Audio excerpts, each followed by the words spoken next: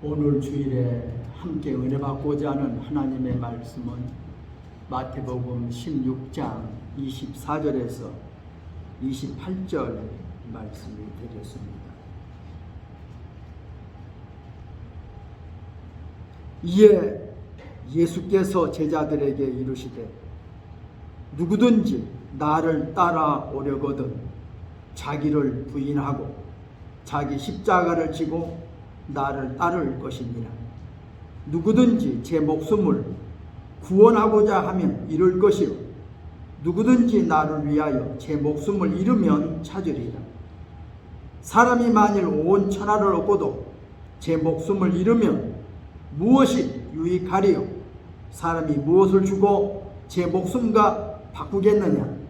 인자가 아버지의 영광으로 그 천사들과 함께 오리니 그때에 각 사람이 행한 대로 갚으리라.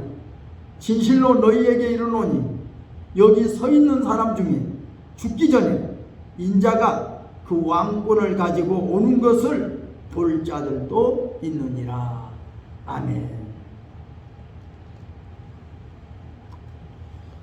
오늘 저는 봉독에 올린 이 말씀을 중심으로 하여 참된 제자의 길이라는 이런 제목으로 저와 여러분이 함께 은혜를 나누고자 합니다.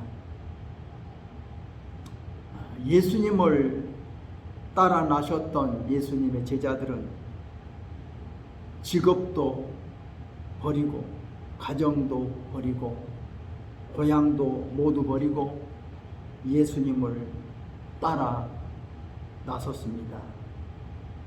그들은 예수님을 위해서 온갖 헌신과 희생을 아끼지 않았습니다. 그러나 예수님은 저들을 바라보면서 참된 제자의 길이 무엇이니 잘 오늘 본문에서 가르쳐주고 계십니다. 오늘 이 본문 말씀은 그 앞전에 나타난 말씀에서 우리가 보게 됩니다. 예수님께서 앞으로 며칠 후면 내가 예루살렘에 올라가 이 백성의 장로들과 또 대제사장들과 서기관들에게 많은 고난을 받고 또 죽임을 당하고 그러나 3일 만에 다시 살아나게 될 것이다. 이런 아주 의미심장한 말씀을 하십니다. 이 말씀을 듣고 있던 제자들 중에 베드로가 갑자기 예수님을 붙들고 항변하듯 이렇게 이야기합니다. 주여 그리 마옵소서. 이 일이 결코 주에게 미치지 아니하리이다. 참 정말 엄청난 이야기입니다. 예수님 편에서 볼 때는 참으로 어처구니 없는 이야기를 듣는 거죠. 아니 지금 하나님의 뜻을 도무지 알지 못하고 또 예수님의 뜻도 도무지 알지 못한 채 어처구니 없는 엉뚱한 이야기를 지금 하고 있는 베드로를 바라보면서 참 한심스럽게 느끼는 거죠. 제자들이 볼 때는 아주 충성스럽게 예수님을 사랑해서 던진 이야기 같습니다. 그러나 그 이야기 배경 속에 우리가 오늘 본문 속에서 본문 앞에서 볼 수 있는 것은 뭡니까? 예수님이 베드로 돌이켜보시고 말씀하십니다. 사탄아! 내 뒤로 물러가라. 너는 나를 넘어지게 하는 자보다. 아니 얼마나 아니 예수님이 장로들한테 베드로가 볼 때는 아주 장로 백성의 장로들 백성의 대제사장들 서기관들 아니 그런 분들한테 예수님이 고난을 당한다니. 아니 그들 통해서 죽임을 당한다니. 이 말도 안 되는 소리입니다. 어떻게 이런 일이 일어날 수 있습니까? 하는 이야기죠. 어떻게 이런 일이 일어납니까? 아닙니다 하는 거야. 아닙니다. 이런 일이 결코 주에게 일어나지 않을 겁니다. 그는 예수님께 충성한다고 셈치고 아주 예수님을 아주 사랑하는 그런 애정에서 나오는 이야기라고 볼 수 있어요. 그런데 예수님은 아주 날카롭게 책망합니다. 사탄아 물러가라. 너는 나를 넘어지게 하는 자가. 얼마나 큰 꾸중입니까? 큰 책망입니까? 오늘 우리가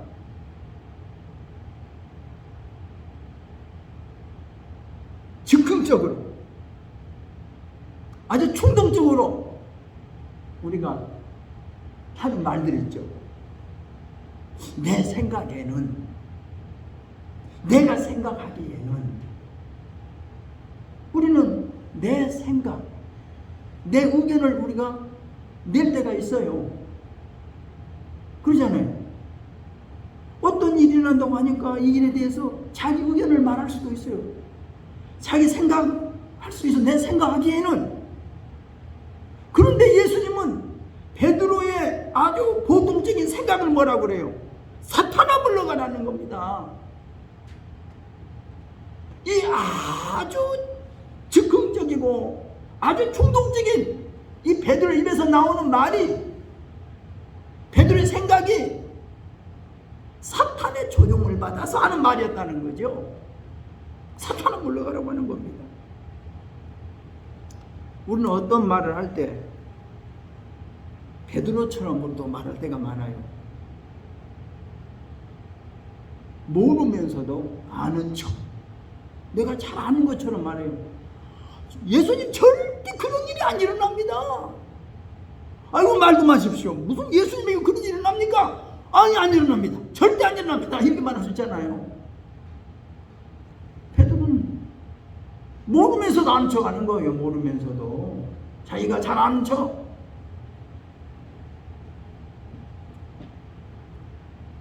예수님 보시는 관점에서는 하나님이 하시고자 하는 일을 생각하는 것이 아니라 사람이 보는 관점에서 사람이 하고자 하는 방법대로 생각하는 이 베드로를 보고 말씀하지만 뒤에는 사탄이 바로 베드로를 조종하고 있다는 사실을 우리가 알아야 될 겁니다. 아니 무심코 던진 말인데, 나도 모르게 불쑥 나오는 말인데, 내 생각인데, 아니 이것이 사탄의 충동을 받았다니 이게 말이 됩니까? 아니 사탄의 충동을 받았네, 내 의견을 제시했다니, 이런 것밖에 안 되잖아요. 예수님 말씀은 바로 그런 겁니다. 베드로, 네가 지금 말한 것 같지만 네 생각이 아니고 사탄의 충동적인 생각이야. 사탄이 너에게 놓은 생각이야. 이런 예수님은 베드로의 잘못을 지적하고 있는 것입니다. 로마서 8장 5절에는 이렇게 말하고 있죠. 육신을 따르는 자는 육신의 일을, 영을 따르는 자는 영의 일을 생각하나니 육신의 생각은 사망이요 영의 생각은 생명과 평안이니라. 육신의 생각은 하나님과 원수가 되나니 이는 하나님의 법에 굴복하지 아니할 뿐 아니라 할 수도 없습니다. 육신에 있는 자들은 하나님을 기쁘시게 할 수 없느니라. 이렇게 분명히 말씀하고 있습니다. 그러면서 예수님은 이제 한 걸음 더 나아가 참된 제자의 길이 어떤 길인가를 오늘 본문 말씀을 통해서 가르쳐주고 계십니다. 첫째, 나를 따라오려거든 자기를 부인하라는 거예요. 자기를 부인하라.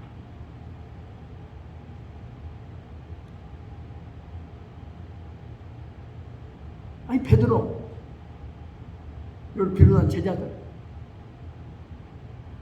자기 가족도 버리고 자기 직업도 버리고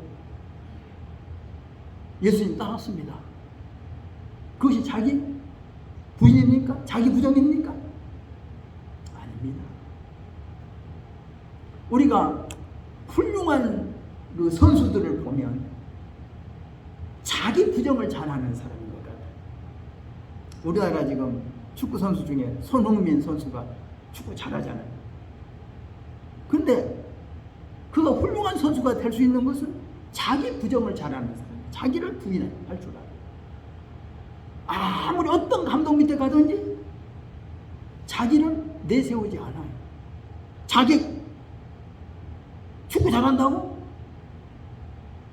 자기 의시되고 자기 주장 내펼치면 감독 눈에 찍히면 축구 출전에 안 시켜요.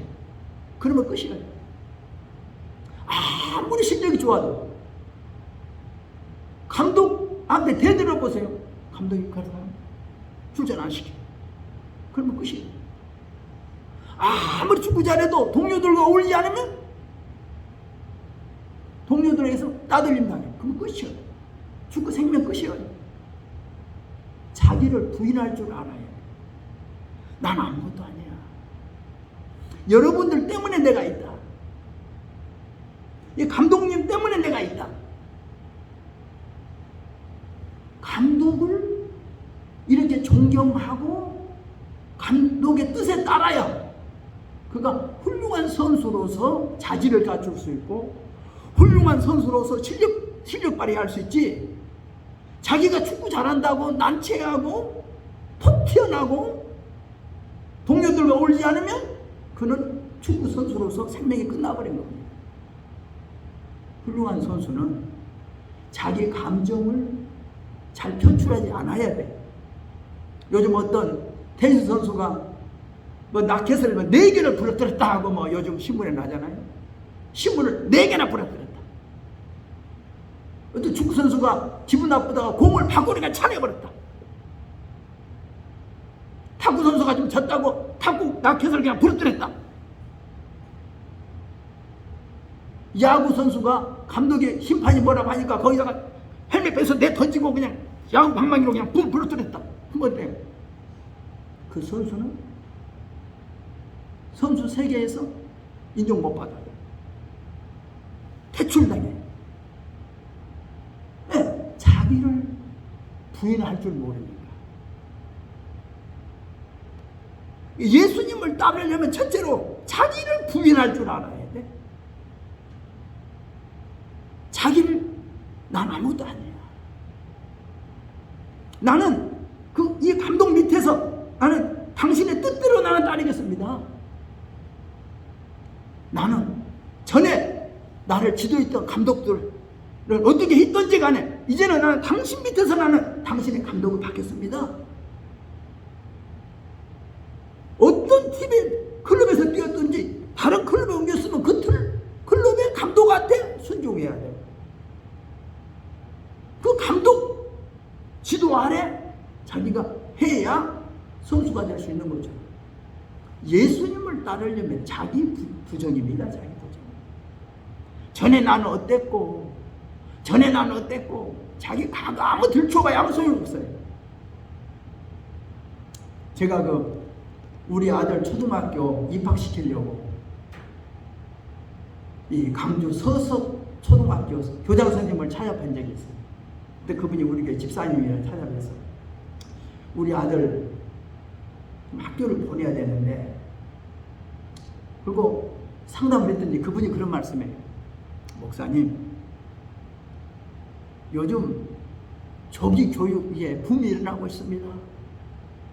부모들 애들 가르치느라고 이것저것 아무거나 막 가르치는데 이거 정말 제가 교육자 입장에서 볼 때는 이거 참 야단입니다. 얘들이 학교 가가지고 다 안 돼. 나 다 배웠는데. 그리고 선생님의 가르침을 안 받는데. 학교 선생님들이 골치를 아프대. 다 배웠다고 다 안다고인데. 그러니까 저보다 그래요. 1, 2, 3, 4, 5, 6, 7, 10가지만 숫자 3개 하고 자기 이름 바로 쓸 줄 알게만 가르쳐서 보내세요. 나머지는 다 학교 선생님이 가르칠 겁니다. 참 그 말씀이 참 옳은 대답이다. 근데 누가 그런 교육자의 말에 귀를 기울여 듣습니까? 아니에요. 조기 교육시키겠다. 어제 제가 아파트에 올라갔더니 어떤 아버지가 자기 아들하고 이 축구를 가르치겠다고 자식대로 가르치더라고. 어린 입장에서 아이가 찰 수 있게 가르친 게 아니라 자기가 저 멀리서 세게 차주더라고. 빨리 차라 그러더라고. 아버지가 세게 찬분을 그냥 바로 차내니 차줘야지요. 그때 그것을 보면서 야, 축구라는 축자도 모르면서 아들에게 축구 가르치려고 하는구나 하는 생각이 들더라고요.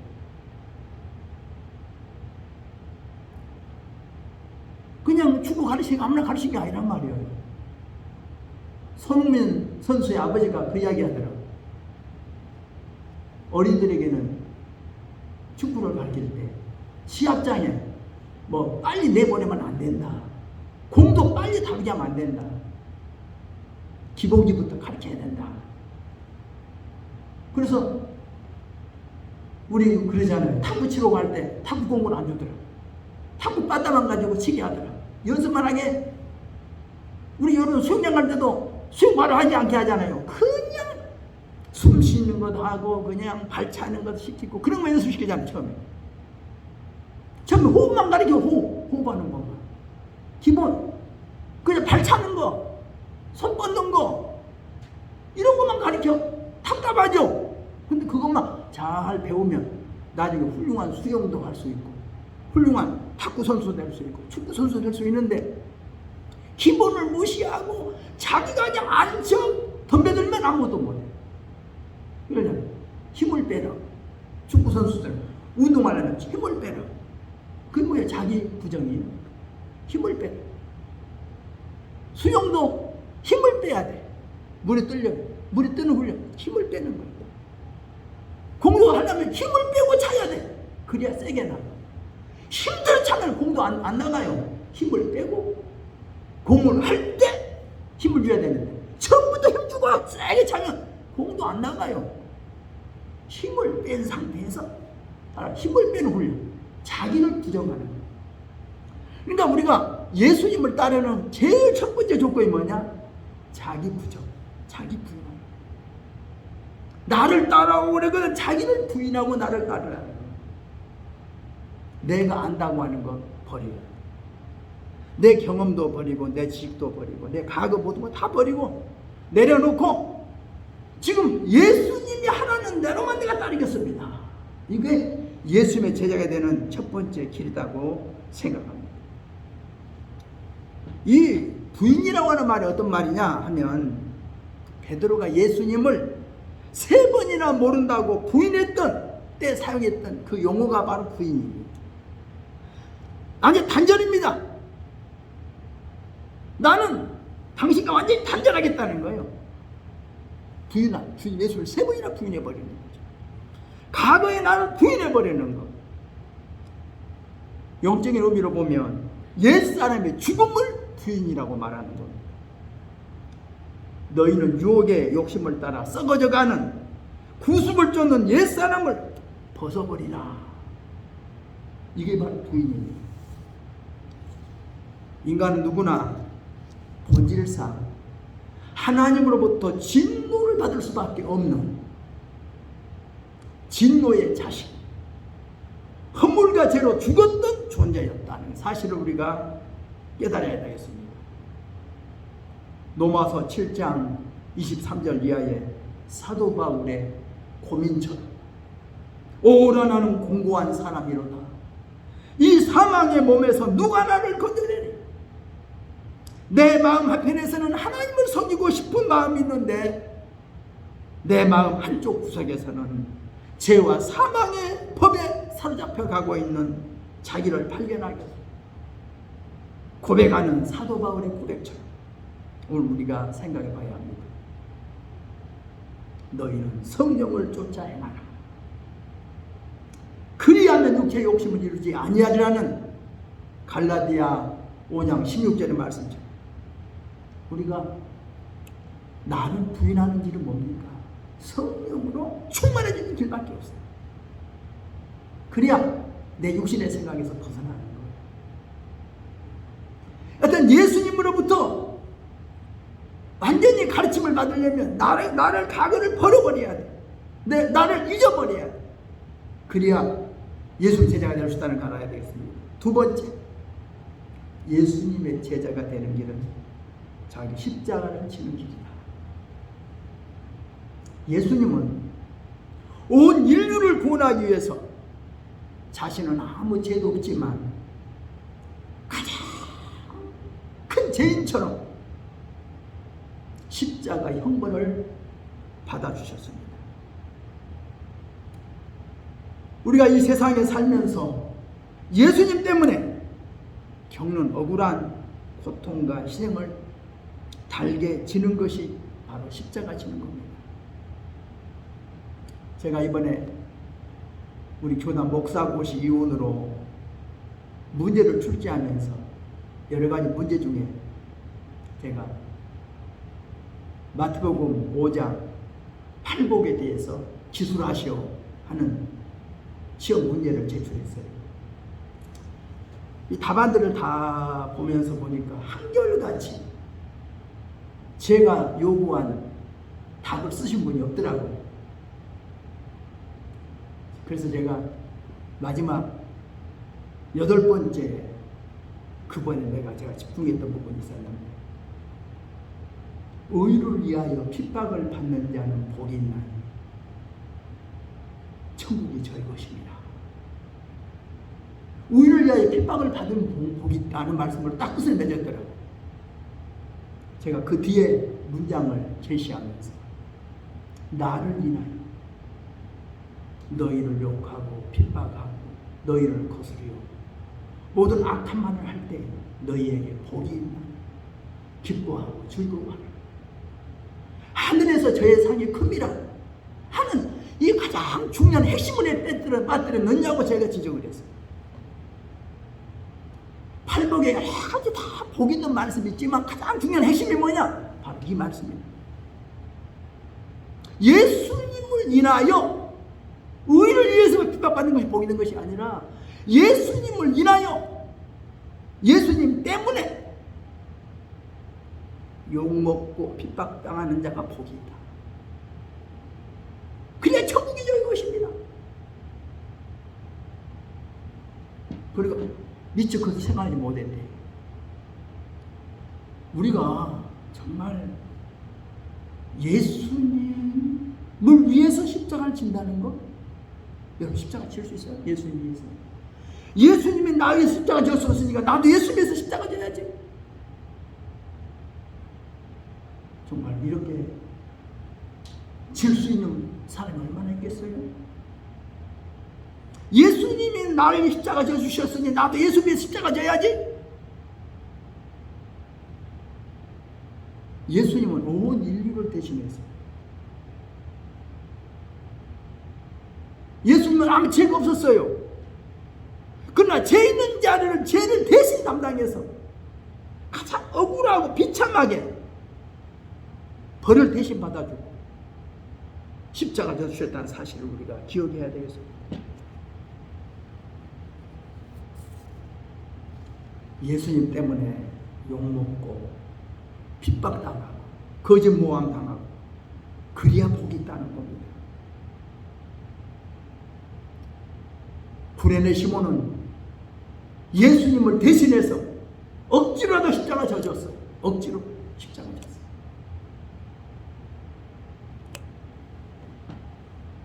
다른 사람의 실수로 인해서 고통과 고난을 대신 받는다는 것이 바로 십자가 져주는 것이 되겠죠. 자기 모든 기득권을 포기한 채 살아가는 사람이겠죠. 어떤 분이 나병 환자들에게 복음을 전하려고 했더니 저들이 거절하더라고요. 당신은 건강하니까. 나병, 문둥병 걸려있는 우리를 당신은 이해하지 못하니까 당신은 오지 마시오. 당신은 우리는 받을 수가 없어. 그들에게 복음을 전하고 싶은데 그들로부터 거절당하니까 어떻게 저들에게 복음을 전할까? 그래서 그분이 나병균을 자기 몸속에다가 투여한 거예요. 그래서 나병이 자기도 걸렸어. 그러니까 그를 찾아갔어요. 나도 나병 환자가 되었어. 나를 받아주시오. 그래서 나병 환자가 되어가지고 그 나병 환자 촌에 들어가서 일생을 바쳤다고 하는 이야기가 있잖아요. 그들에게 복음을 전하고 싶은데 저들을 이해를 못한다고 저들이 안 받아주니까 저들 속에 들어가기 위하여 저들의 나병균을 자기 몸속에 투여해서 스스로 나병 환자가 되어서 나병 환자들을 위해서 일생을 바쳤다고 하는 것은 이것이 바로 십자가 지는 일이 아닌가 생각하고 싶습니다. 오늘 인류 역사상에 많은 분들이 계시지요. 가난과 질병, 무지의 세계 속에 복음을 전하기 위하여 뛰어드는 그 사람들. 누구든지 자기 자녀 잘 교육시키고 싶죠. 좋은 환경에서. 근데 저들은 어떤 분은 원주민들 속에 뛰어들어가 자기 자녀들을 원주민들 학생들 속에서 공부하게 하고 자기 자녀들 희생시키면서 그곳에서 살아가면서 복음을 전하는 자들도 있다는 겁니다. 중국을 복음화시키기 위해서 허드슨 테일러 같은 분들, 인도를 복음화시키기 위해서 윌리엄 캐리 같은 분들, 시티 스터드라고 하는 그분은 아프리카를 복음화시키기 위해서 그 자기의 모든 부와 명예도 다 던져버리고 그는 아프리카에 가서 일생을 바쳤다고 하는 이야기. 우리나라도 많은 선교사님들이 계시죠. 어제 저는 기독교 TV를 보면서 우리나라 유명한 안익태 음악가 무슨 음악가들을 길러냈던 유명한 분이 계시더라고요. 북한 숭실학교에서. 이름을 정확히 지금 기록을 내가 안정을 메모를 안 해갖고 마치 모르겠는데 우리나라를 그렇게 희생하다가 일본군한테 추방을 당했어. 미국 가서 이제 무디학 성경 공부 좀 하다가 다시 한국에 또 6.25 때 또 들어왔는데 미국에서 또 전부 다 한국을 빨리 떠나라. 그래서 일본에 가서 3년 있다가 다시 한국에 들어왔는데 그분이 저 강원도 홍천 어느 촌에서 미군들이 쓰는 야전병원을 인수해가지고 그곳에서 일하면서 그곳에다 복음을 전했어요. 그곳에서 78세에 교통사고로 돌아가셨다고 하는 그런 이야기를 들으면서 그분은 이 나라를 위해서 음악으로 또는 성경 공부 신학으로 이 나라를 위해서 헌신한 분이다 하고 소개하더라고요.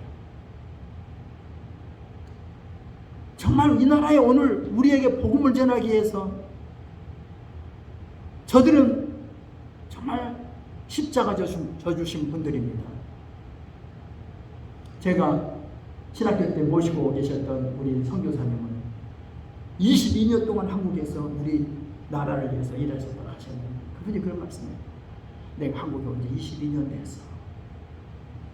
그분이 22년 동안 한국에서 복음을 전하시다가 이제 안식년으로 미국으로 이제 귀국하셨는데 그때 그분은 얼마나 우리 한국인들 사랑한지 몰라요.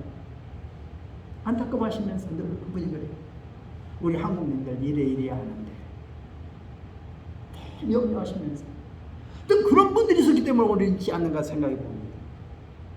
세 번째로 예수님의 제자가 되는 참된 제자의 길은 순종하는 길이라는 겁니다. 예수님 말씀합니다. 나를 따르라. 나를 따라갈 때 예 하고 따르면 얼마나 좋아요. 한번 생각해 보고요. 한번 생각해 보고요. 그것은 아니라는 말이에요. 나를 따라갈 때 예 하면 되는데 한번 생각해 보고요. 잠깐요. 이런 식으로 하다 보면 순종할 수 없는 거죠. 참된 제자가 되는 것은 자기를 부인하는 것, 십자가를 지는 것, 순종하는 길입니다. 요한복음 12장 26절에 말씀합니다. 사람이 나를 섬기려면 나를 따르라. 나 있는 곳에 나를 섬기는 자도 거기 있으리. 사람이 나를 섬기면 내 아버지께서 저를 귀히 여기시리라. 이렇게 말씀해 주셨습니다. 예수님의 참된 제자가 되는 길은 순종, 얼마나 중요한 순종. 이스라엘 초대왕 사울 왕에게 사무엘 선지자가 던진 말이 뭔 말입니까? 순종이 제사보다 낫고 듣는 것이 수양의 기름보다 낫다고 말했습니다. 순종을 해야 돼요. 그래서 오늘 저는 참된 제자의 길을 걷는 우리 모두가 되기를 원합니다. 자기를 부인하고 자기 몫에 태인 십자가를 바로 지고 주님의 말씀에 절대 순종하여 주님의 제자로서의 삶을 우리 살아야 되겠습니다. 기도합니다. 하나님 아버지, 하나님의 은혜와 사랑을 감사드립니다. 예수님을 따르겠다고, 예수님의 제자가 되겠다고 따라 나선 저희들, 예수님이 하나님의 뜻을 선포하시고 예수님이 십자가에 못 박혀 죽으실 것이라 말씀하실 때 그 말씀을 바로 이해하지 못했던 베드로, 자기 생각으로 항변하고 그런 일이 일어나지 않을 것이라고 장담했던 베드로, 너희들이 다 나를 버릴 것이라고 예수님 말씀하실 때 자기는 예수님을 절대 부인하지 않겠다고 호언장담했지만 그는 예수님을 3번이나 모른다고 부인하고 말았던 거죠. 오늘 우리는 하나님의 뜻을 바로 알지 못하여 내 생각대로 말하고 내 생각대로 결정할 때가 너무 많이 있습니다. 주님, 우리 육신의 생각을 가지고 살지 않도록 성령의 생각에 붙잡혀 살 수 있도록 성령으로 충만케 우리를 붙잡아 주옵소서. 예수님의 이름으로 기도드리옵나이다. 아멘. 우리 함께 기도하겠습니다.